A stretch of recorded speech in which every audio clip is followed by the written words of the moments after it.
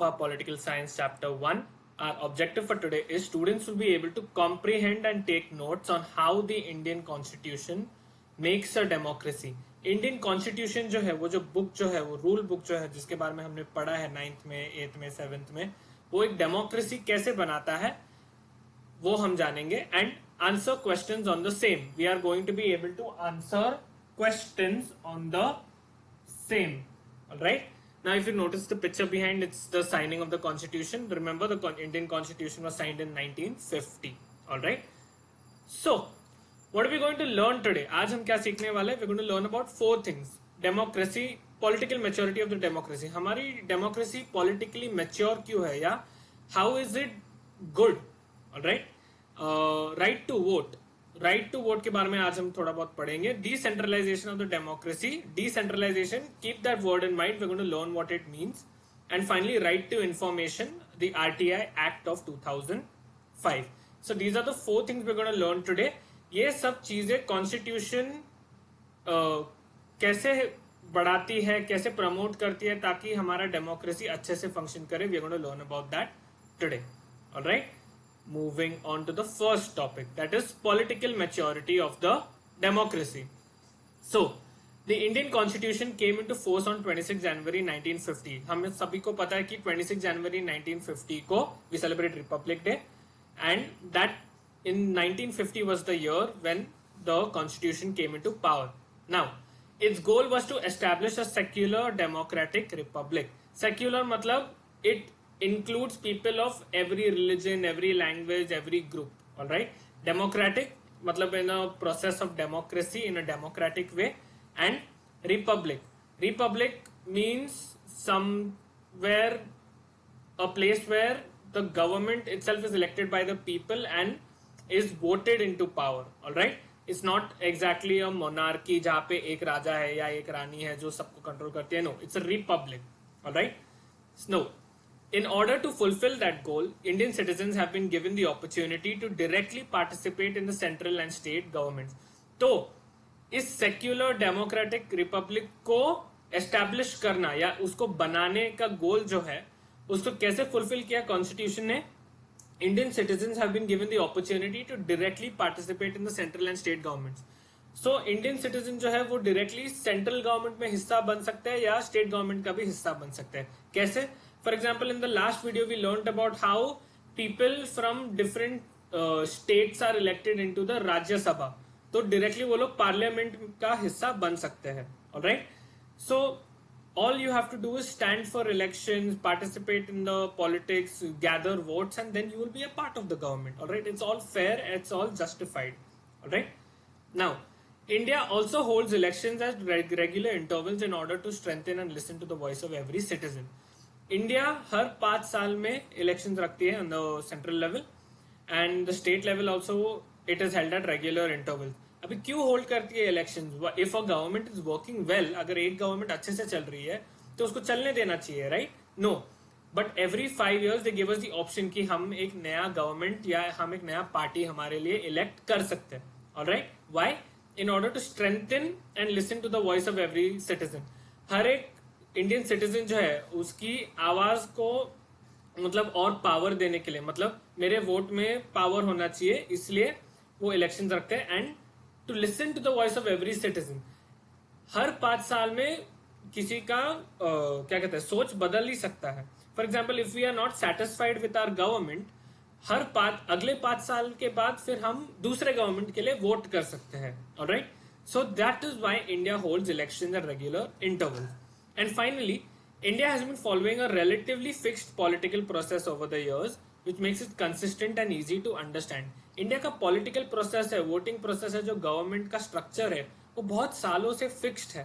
तो उसकी वजह से क्या, it makes it consistent. Consistent यानी ऐसा कुछ बदलता नहीं है, कुछ unstable नहीं है. It is very balanced and easy to understand. ऐसा नहीं कि हमारा गवर्नमेंट का स्ट्रक्चर बहुत ही ज्यादा कॉम्प्लेक्स है. It's actually very easy to understand when you look into it. So all these things कि इंडियन सिटीजन्स को डायरेक्टली अपॉर्चुनिटी देना पार्टिसिपेट करने के लिए, इलेक्शन होल्ड करना, स्ट्रक्चर को बनाए रखना, बैलेंस रखना, ये सब चीजें हमारे डेमोक्रेसी के बारे में क्या बताते हैं कि वो एक मैच्योर डेमोक्रेसी है. It is a very well functioning democracy. It's a very well functioning democracy. All right. Now obviously there are exceptions to this rule. कभी कभी ऐसा भी होता है कि डेमोक्रेसी अच्छे से नहीं चलता है, कुछ लोगों को अपने राइट्स नहीं मिलते हैं, but that work is still continuing. So I feel that the Indian democracy is politically mature, yani well balanced. All right, moving on. A second topic is the right to vote. Now, before independence, there were many restrictions on the right to vote. Independence से बहुत पहले जब Britishers हमारे ऊपर राज करते थे, तब बहुत वोटिंग पे बहुत सारे रिस्ट्रिक्शंस होते थे कि गवर्नमेंट कौन डिसाइड कर सकता है. For example, imagine in a country of around 1 billion people, अगर सभी लोगों ने इंडियन गवर्नमेंट के लिए वोट किया तो ब्रिटिशर्स तो बहुत पहले ही निकल जाते हैं, right. So obviously they made rules and they made restrictions ताकि हम वोट ना कर सके. But after independence, the Indian constitution ensured the right to vote equally for both men and women about 21 years of age. Independence के बाद constitution ने क्या किया? It ensured the right to vote, यानी उन्होंने गारंटी दिया कि तुम वोट कर सकते हो, भले तुम मैन हो या वुमेन हो, तुम 21 साल के ऊपर हो, वोट कर सकते हो. Alright? Now, this age limit was later reduced to 18 years, which increased the participation of the youth in India. बाद में इस एज लिमिट को थोड़ा घटा दिया, उसको 18 साल का रख दिया. क्यों? ताकि यंग लोग जो है, younger people can participate in the election process, in the political process of India. Alright.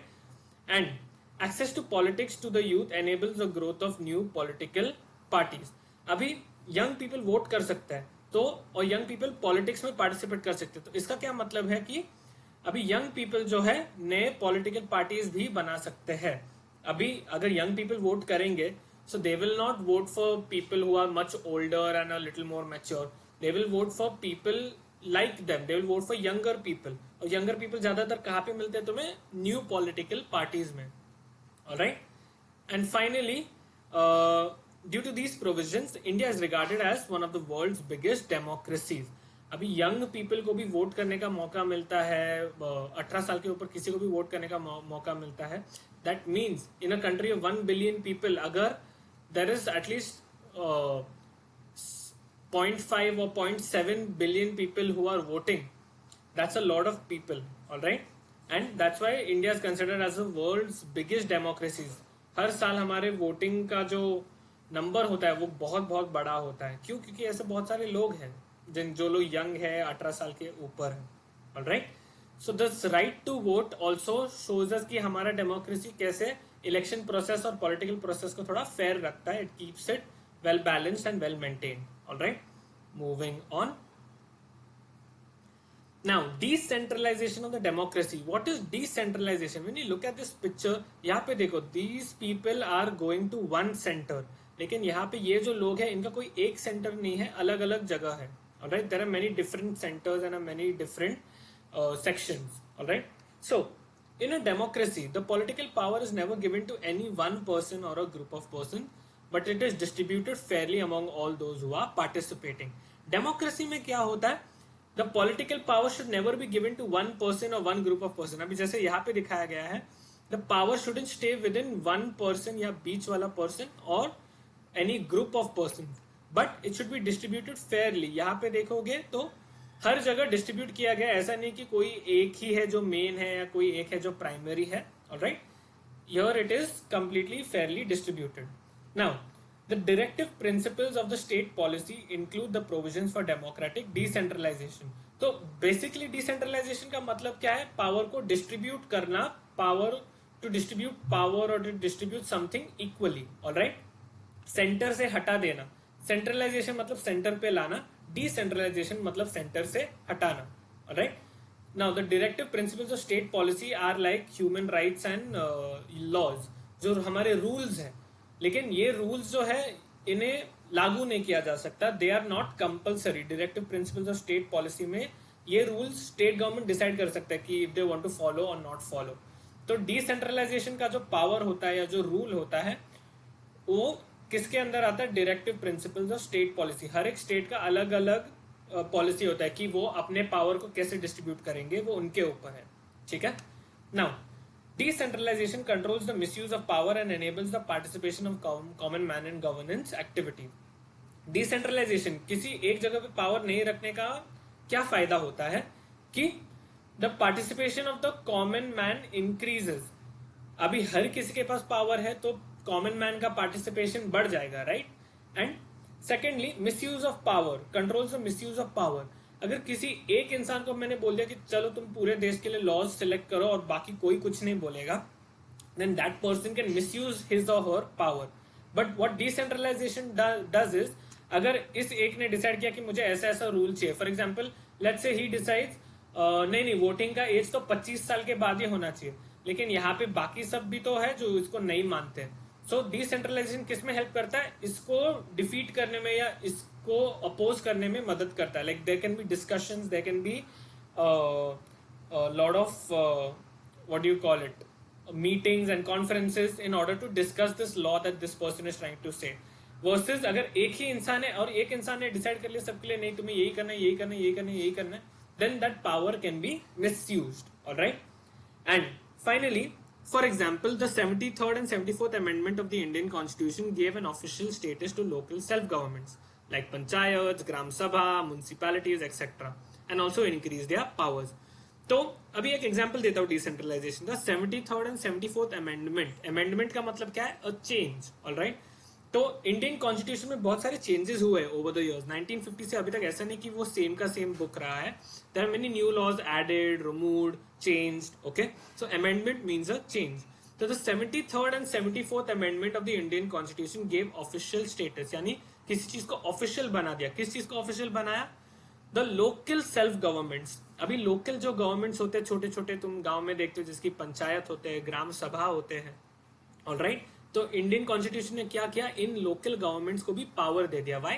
Because they are trying to decentralise और they are trying to distribute the power. एक ही जगह पे या सेंटर पे या स्टेट पे पावर नहीं होना चाहिए, it should be given to everyone. Alright. So in Mumbai for example, the municipality, the BMC controls the functioning of the city of Mumbai. Alright. So power ज्यादा से ज्यादा किसको मिल रहा है? बीएमसी को। And it also increases their powers. इससे क्या होता है? डिसेंट्रलाइजेशन से किसी का पावर बढ़ जाता है। पावर बढ़ने से हम अपने अपने स्टेट को या अपने अपने सिटीज को अपने अपने हिसाब से चला सकते हैं। Alright. Now moving on, right to information और the RTI act of 2005. So, communication and transparency between citizens and the government is essential for a democracy to function smoothly. अगर एक डेमोक्रेसी को स्मूथली चलाना है तो कम्युनिकेशन एंड ट्रांसपेरेंसी, कम्युनिकेशन यानी government और लोगों के बीच में बातचीत होना चाहिए, बात होनी चाहिए, डिस्कशंस होने चाहिए। एंड ट्रांसपेरेंसी, ऐसा नहीं कि गवर्नमेंट कुछ छुपा रहे हैं या लोग हम गवर्नमेंट से कुछ छुपा रही है। There should be complete clarity, complete transparency between both the citizens and the government. अगर ये ट्रांसपेरेंसी नहीं रहा, अगर ये कम्युनिकेशन नहीं रहा, तो डेमोक्रेसी अच्छे से नहीं चल सकती। फॉर एग्जाम्पल, अगर गवर्नमेंट को रूल बनाना है कि चलो अभी कल से हम 10 रुपए का नोट बैन करेंगे, लेकिन जब तक लोगों को पूछेंगे नहीं कि उनको क्या लगता है इस डिसीजन के बारे में, उनसे कम्युनिकेट नहीं करेंगे या उनसे ये छुपा के रखेंगे, तो do you think that democracy can function well? No. And a clear example of this is demonetization. जब डीमोनेटाइजेशन हुआ वो बहुत ही अचानक से हुआ। There was no communication, there was very little transparency, बहुत ही कम क्लैरिटी था, जिसकी वजह से बहुत से लोगों को बहुत तकलीफ हुई and our economy took a hit. ठीक है। So communication and transparency is very very important. Now Indian citizens have the right to ask about the functioning of the government. तो हमें क्या राइट दिया गया कॉन्स्टिट्यूशन की तरफ से कि we can ask about the functioning of a government. Government हमारा कैसे काम कर रही है हम पूछ सकते हैं, सवाल पूछ सकते हैं। Alright. Now the Constitution thus gave the right to information in 2005, which enables anyone to ask questions to the government and hold them responsible. Constitution ने क्या दिया? हमें एक right दिया है, हमारा हक दिया है 2005 में, which enables anyone, कोई भी अगर किसी को भी गवर्नमेंट के बारे में कुछ जानना है या कुछ सवाल पूछना है या उनको रिस्पॉन्सिबल होल्ड करना है तो वो जाके पूछ सकते हैं। किसके थ्रू? आरटीआई के through. So there is an application process. Alright. For example, if a person wants to know how the government is using the country's money, country के लोग टैक्स भरते हैं गवर्नमेंट को, ऑलराइट, और वही टैक्स फिर government अलग अलग प्रोजेक्ट्स में यूज करते हैं, जैसे रास्ते बनाना, गड्ढे को भरना, plantation of trees. Alright. So if a person wants to know how the government is using its money, they can file a RTI application and pay a small fee to get that information. एक RTI का application करना पड़ेगा कि मुझे ये जानना है, ये मेरा सवाल है, और वो फॉर्म एक बार भरोगे तो तुम्हें एक छोटा सा फी, मतलब 10-20 रुपए का फी भरना पड़ता है, and then you can get that information. Now obviously like I said before, there are exceptions. हर बार RTI वैसे काम नहीं करता जैसे हम काम करने की हम काम करना चाहते हैं. फॉर एग्जाम्पल रिसेंटली जो PM केयर्स वाला फंड था जो प्राइम मिनिस्टर नरेंद्र मोदी ने जमा किया, a person filed an RTI asking कि ये मनी गवर्नमेंट का एक इंसान या प्राइम मिनिस्टर हमारा कलेक्ट कर रहा है, तो मुझे ये जानना है कि ये पैसा कहाँ यूज हो रहा है. उसने एक RTI फाइल किया, उसने एक एप्लीकेशन फाइल किया, उसने पैसे भी दे दिए, बट फिर गवर्नमेंट से ये रिस्पॉन्स आया कि ये जो PM केयर्स वाला फंड है या ये जो PM केयर्स वाला डोनेशन है वो एक प्राइवेट कंपनी है, और प्राइवेट कंपनी के बारे में गवर्नमेंट इंफॉर्मेशन नहीं शेयर कर सकती. Alright, so there are few loopholes, there are few problems with the RTI Act as well. Alright, nothing is perfect, but the RTI does enable a smooth process की ताकि हम government से सवाल पूछ सकते हैं. एंड लेकिन ये सिर्फ पेपर पे है. अभी प्रैक्टिस में लाने के लिए obviously certain things need to change. For example the government needs to decide कि कौन से चीजें पूछ सकते हैं, कौन सी चीजें नहीं पूछ सकते. Alright, there are many things that should be revised under this act. All right, now finally we have finished our lecture. We have 3 questions that you have to answer. All right, first thing is, do you think that the constitution should have the right to employment यानी job देने वाला, the right. So do you think the constitution should give you the right to a job, कि हर किसी को job मिलना ही चाहिए, उनको हक है, वो मिलना चाहिए. ठीक है, give reasons for your answer. If your answer is yes, why should they get that right? If your answer is no, why should they not get that right? Second question is, everyone in India can stand for elections, but some seats are still reserved for women, scheduled caste, scheduled tribes, etc. Why do you think that happens? Election में कोई भी खड़ा हो सकता है, ऐसा नहीं कि किसी के ऊपर कोई पाबंदी है या कोई रिस्ट्रिक्शन है. So why do you think women के लिए, शेड्यूल कास्ट, शेड्यूल ट्राइब के लिए अलग से सीट्स रिजर्व किए जाते हैं इलेक्शन के दौरान? Alright, I want you to think about this. इसका आंसर कहीं भी नोट्स में नहीं है. You have to think and answer on your own. Alright, and finally, list down any 2 disadvantages of decentralization that you can think of. अभी हमने पिछले slide में पढ़ा था कि डिसेंट्रलाइजेशन और द डिस्ट्रीब्यूशन ऑफ पावर जो होता है उसके बहुत सारे एडवांटेजेस है, कि किसी एक के पास पावर नहीं रहता, उसको पावर मिसयूज नहीं होगा. ऑलराइट, कॉमन मैन को ज्यादा राइट्स मिल जाते हैं. But I want you to think in the opposite direction now. Obviously, everything has a disadvantage, everything has negative and positive points. So I want you to think of 2 negative points of decentralization that you can think of. अपने आप से सोचना पड़ेगा. Remember, this is not in the notes. Okay? Answer these questions and submit photos of these to Google Classroom. And with this, we have finished our lecture. Thank you for learning. Contact me for any doubts and difficulties. Contact कैसे करोगे? You will send me a voice note on WhatsApp, or you will send me a text on WhatsApp. All right? Have fun learning, students, and have a nice day, all of you.